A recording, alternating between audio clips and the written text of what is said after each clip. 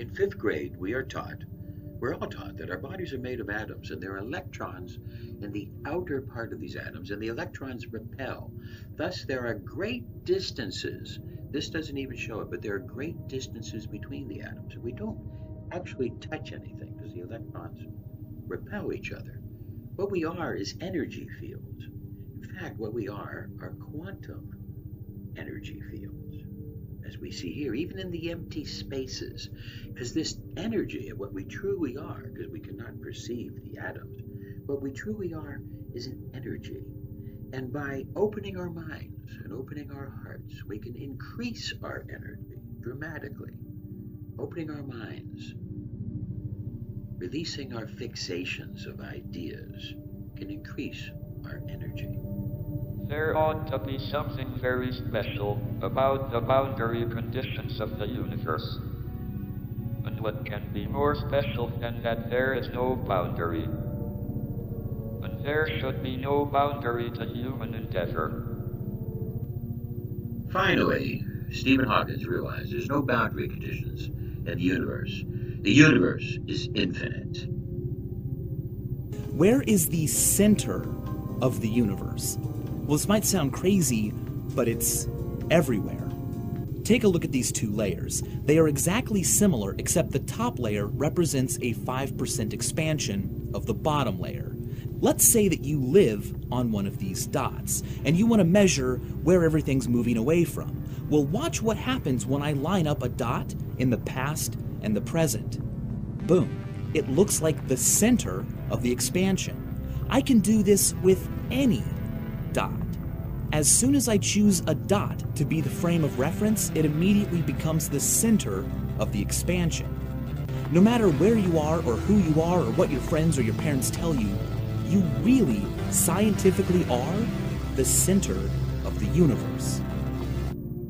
With no boundary layers, as Stephen Hawking has told us, we can see that there's an infinite and yet infinitesimal universe that goes beyond just what we think and what we can see and feel, but goes beyond this.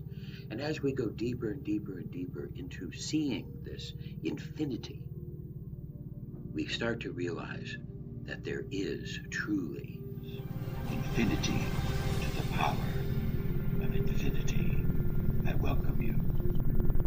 Infinity to the power of infinity will imply that there's an indeterminacy. That even as we interact with others, there's an indeterminacy.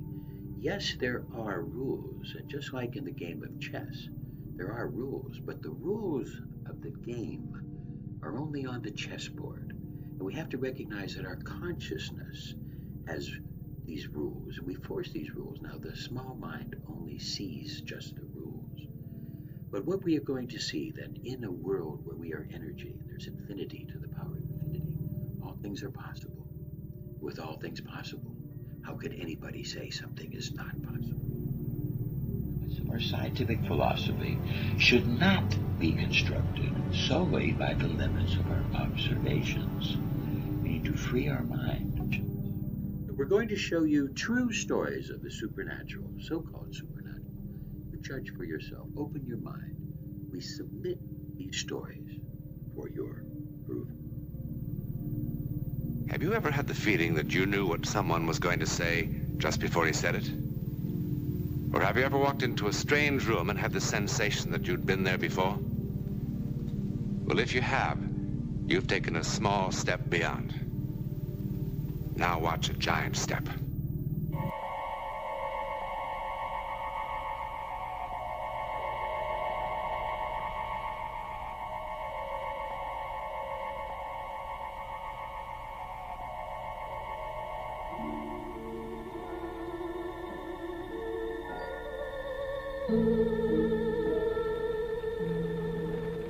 Good evening. Tonight, I'm going to tell you another strange and unusual story of the unexplainable which lies behind the veil. Tonight's story is again based on one of those true but utterly unexplainable happenings which occur time and again from country to country and from age to age. George Bosworth was a modern man of his time in every sense of the word. And had his story occurred to another, he very probably would have been the last man in the world to believe a word of it.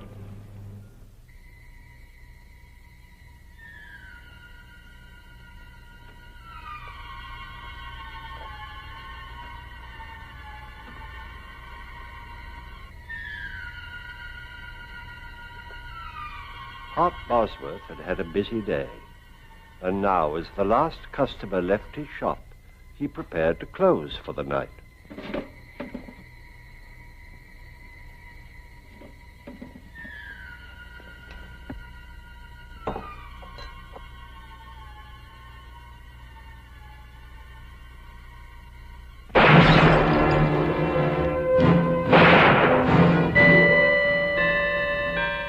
At this same moment, 150 miles at sea, George Bosworth prepared to retire, completely unaware of the incredible events which were about to occur.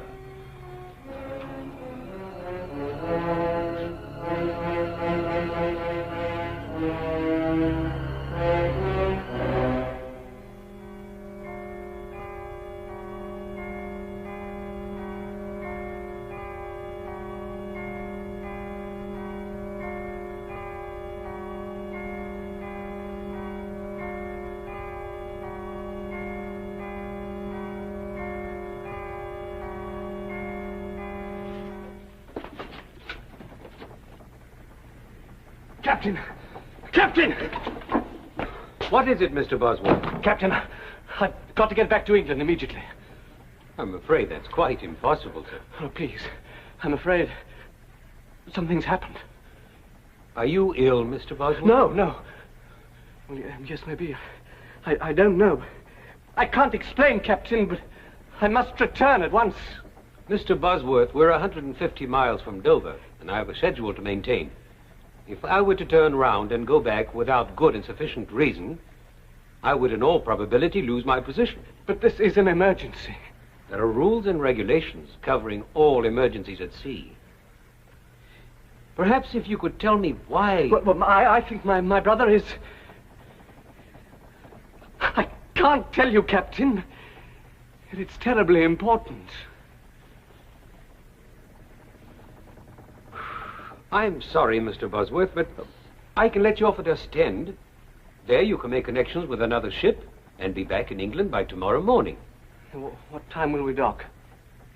We should be there within the hour. I pray God, Captain, we're not too late. Bullet wound through the arc, fired at close range. Man's been shot. He's dead right enough. From the looks of things, nothing has been taken except money. Cash drawers empty. Which leads me to deduce that the motive for the crime was robbery. Got that, Orton? Yes, sir.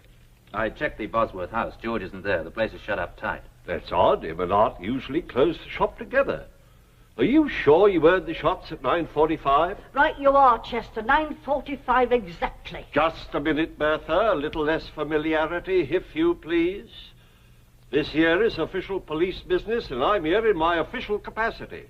Until I've solved this crime, I'll trouble you to remember that I'm a sergeant in Her Majesty's Constabulary. Oh, I am sorry. From now on, I'll remember, Chester. Sergeant. You may proceed, Mrs. Clink. Well, I just put the kettle on. I always makes us a pot of tea in the evenings, just before retiring, as you might say.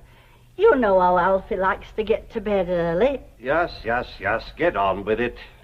Well, I'd no sooner touched the kettle to the stove when I heard the shots. So I said to Alfie, that sounds like shots. And Alfie said, no. So I said to Alfie, them was shots. And Alfie said... Never mind what Alfie said. What did you do? Well, the only light that was on was in Art Bosworth's shop.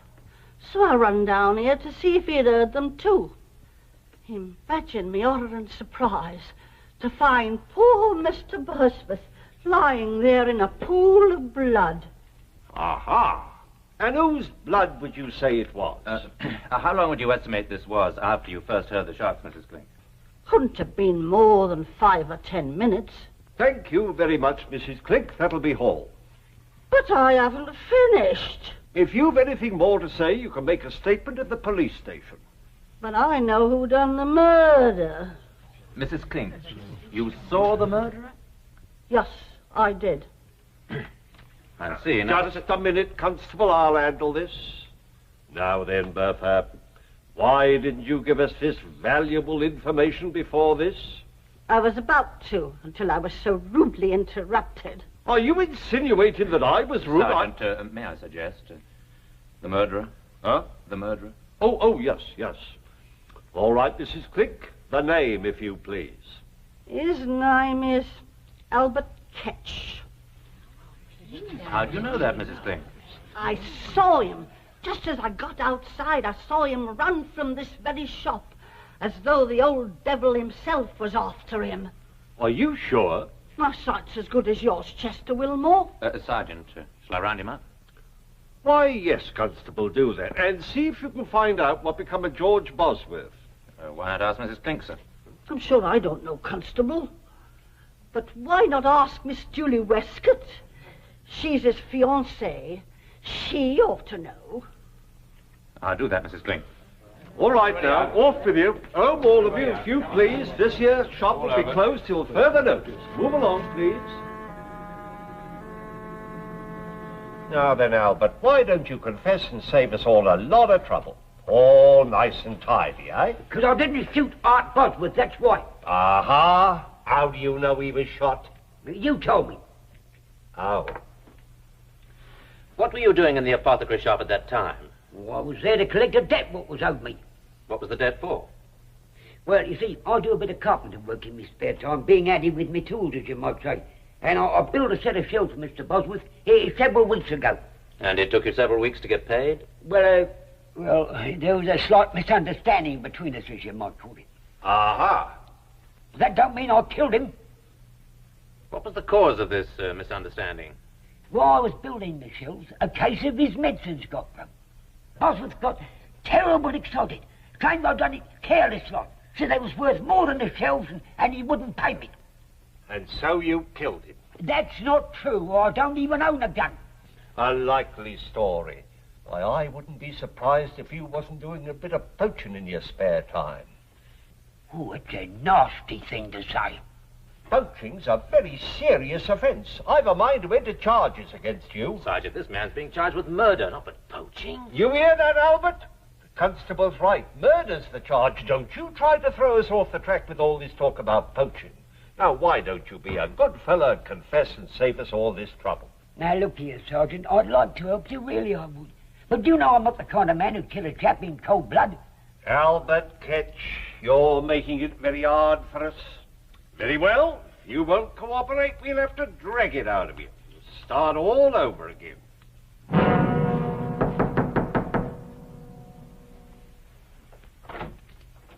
George, darling. What's happened? Come inside. Something's happened to Hart, hasn't it? Sit down. No, tell me. Yes, George, Hart is... Hart's dead. Too late. I'm too late. George, you were on your way to France. How did you get back so quickly? I had a feeling something was wrong. Who shot him? Who told you he was shot? Do they know who did it? The police have arrested Albert Ketch. Albert Ketch? But he didn't do it.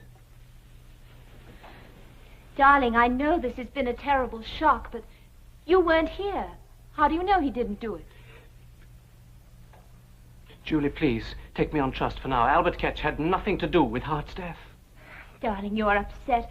Why don't you lie down for a little while? I'll bring you some tea. No, please, I've got to convince the police that they're making a mistake. They've no reason to hold Albert. Darling, you asked me to trust you. I do. You know that. Can't you even tell me how you can be so certain? Julie, have I ever shown any signs of insanity? Of course not. Well, I haven't told you yet how I came back so quickly or why. I never even got to France. because on the boat I had a vision. Of what? The whole thing. The whole thing? Yes. I saw the murder being committed.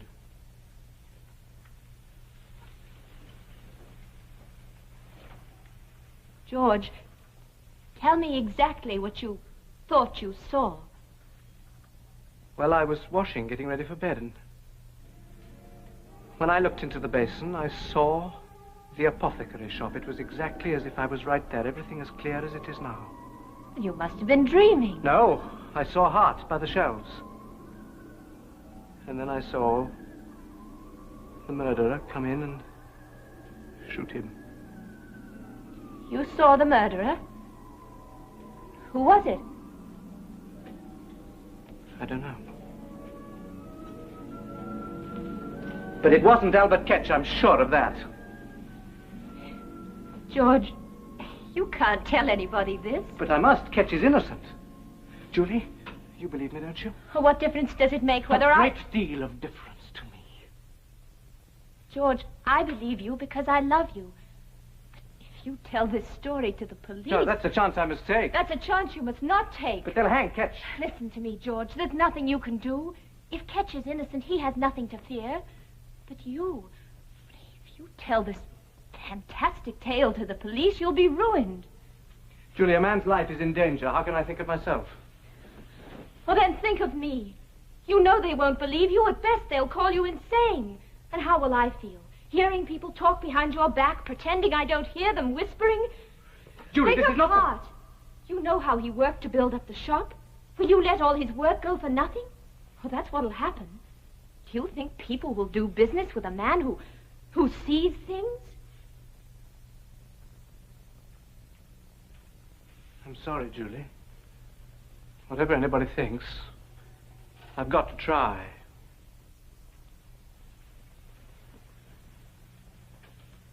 Very well, George. If you feel you must, I'll go with you. No. There's no need for you to become involved.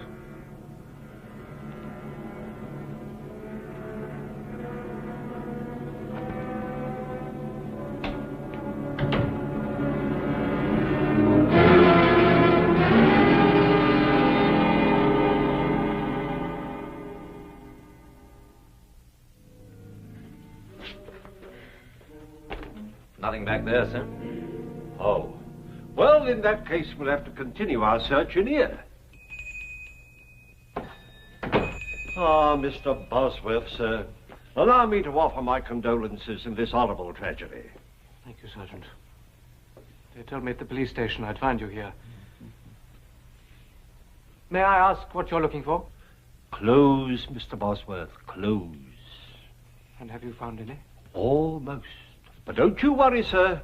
We have the fiend what done this foul deed. If you mean Albert Ketch, Sergeant, he didn't do it. Why do you say that, sir?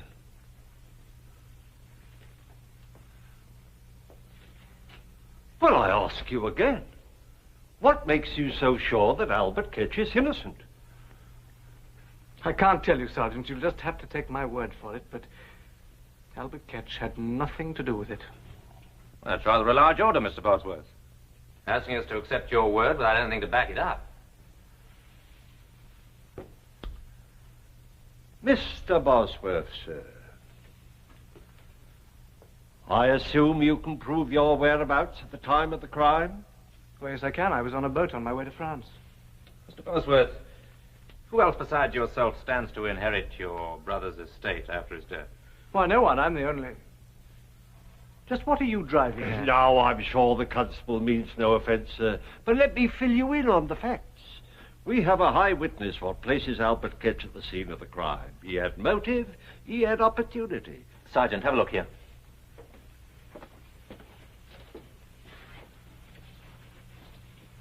Looks like an O. It's a bullet hole, I think. Have I your permission to... Help yourself, Constable. It's not a small caliber. As you say, very small. I'm sure it comes from a Derringer. A Derringer? But wouldn't that prove that Albert Ketch had nothing to do with it? Why do you say that? What would Ketch be doing with a little gun like that? Mr. Bosworth's right, sir. It's hard to accept the fact that Albert Ketch would be in possession of a derringer. Unless it was deliberately given to him by somebody. Now look here, Constable. So you refuse still to tell us why you think Albert Ketch is innocent? I can't tell you, Sergeant. I'll submit a possibility to you, Mr. Bosworth. I'll submit it's possible you needed money badly enough to want your brother out of the way. I submit that your insistence on Albert Ketch's innocence may very well be more than just a desire to see justice done. And what do you have to say to that, Mr. Bosworth? Nothing. Am I under arrest? Not as yet, but I shall have to ask you to remain within call.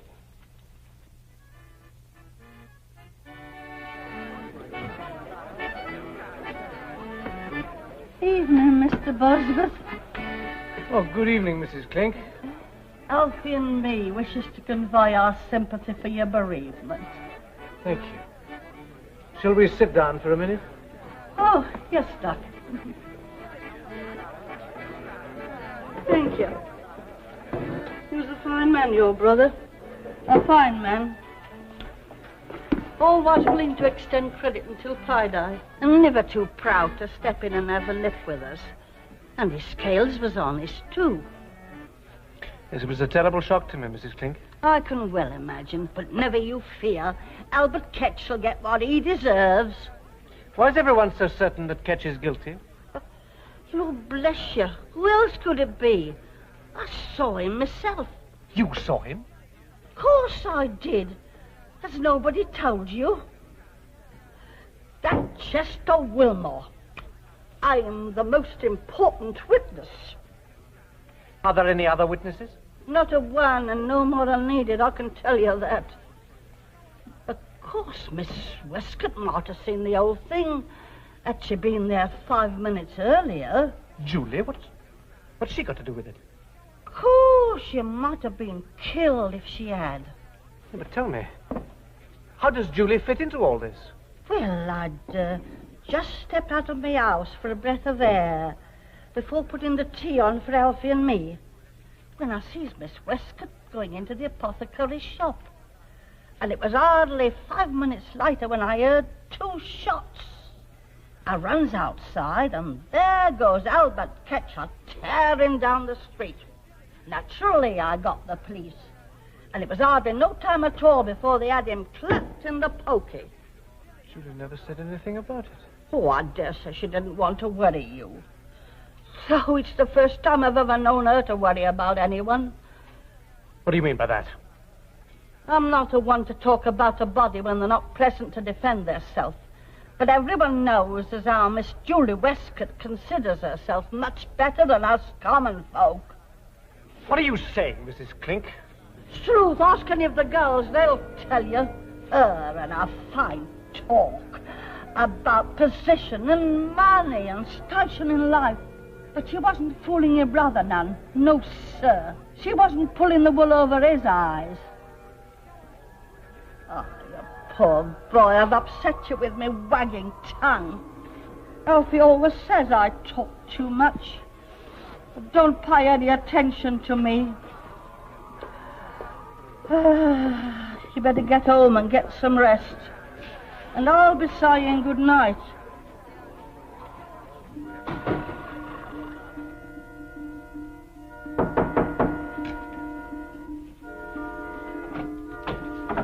George, darling, I've been frantic. Where have you been?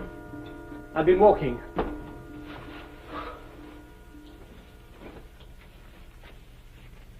The police think I'm involved in Hart's death. George, are they mad? How can they think you had anything to do with it? They have the murderer. No, they haven't. Ketch is no more guilty than I am. Will you stop saying that? The police think he's guilty. Isn't that enough? No. Why are you so intent on seeing him hang? I'm not. I just don't like seeing you so upset, that's all. Julie, was there ever any trouble between you and Hart? not. You know how fond of him I was. Except, well, he thought I was too ambitious, didn't he? Well, Hart was an old-fashioned man. He thought a woman's place was in the home. George, you know I only want what's best for you, don't you? Yes, of course. A woman needs security, a home, children, a husband she can be proud of. I know, you've been very patient. Well, not really, George. There were times during the last 5 years when I wanted to scream. When I wanted to say to Hart, why won't you pay George enough money so we can be married? He's earned it. He deserves it. But that's all over now. We can be married right away, can't we, George? Well, once a decent interval has gone by. Darling, we'll be so happy. Mrs. George Bosworth. I can't wait to see my friends' faces when I tell them. They didn't think it would happen, you know, really. They didn't think I knew they were snickering behind my back. As if I couldn't tell what they were thinking. That Julie Westcott, she isn't getting any younger. If George doesn't ask her soon, she may not get any more chances. Aren't you exaggerating just a little? Well, perhaps, just a little. Now, promise me you'll think only happy thoughts while I make us some tea.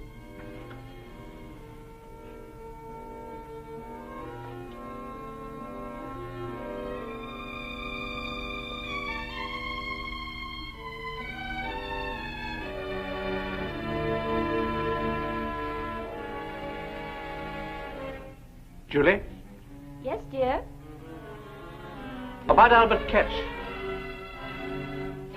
I've been thinking perhaps you're right. There really is nothing more I can do. I'll see that he gets a good solicitor, of course. That's very generous of you, George. And as soon as I can, I'll put the shop up for sale. And then we'll be married and we'll move to somewhere... What's the matter? What did you say? We'll be married as soon as I can sell the shop. You can't sell it. Why not? Oh, I know how you feel, but I can't stay here where everything reminds me of Hart. You don't know how I feel. Julie, what's the matter with you? Weren't you listening to me?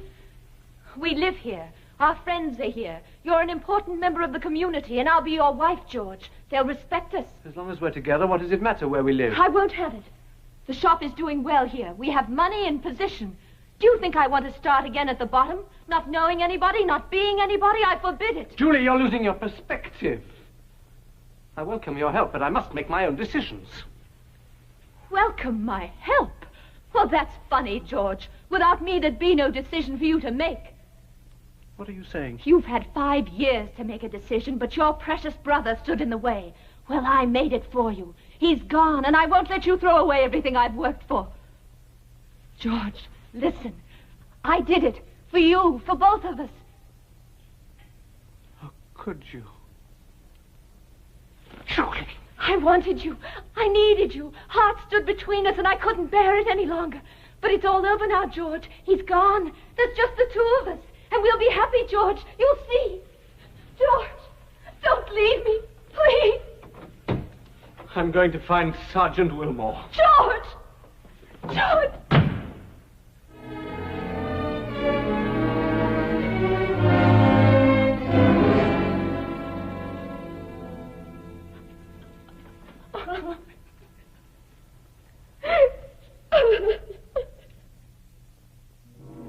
And so George, shocked and stunned as few men have had the misfortune to be, did his duty as he saw it.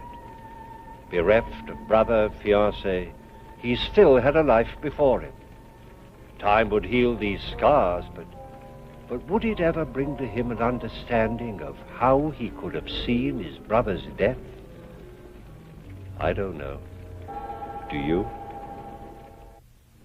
Please join me again for another journey into the world of the unexplainable which lies behind the veil. Good night.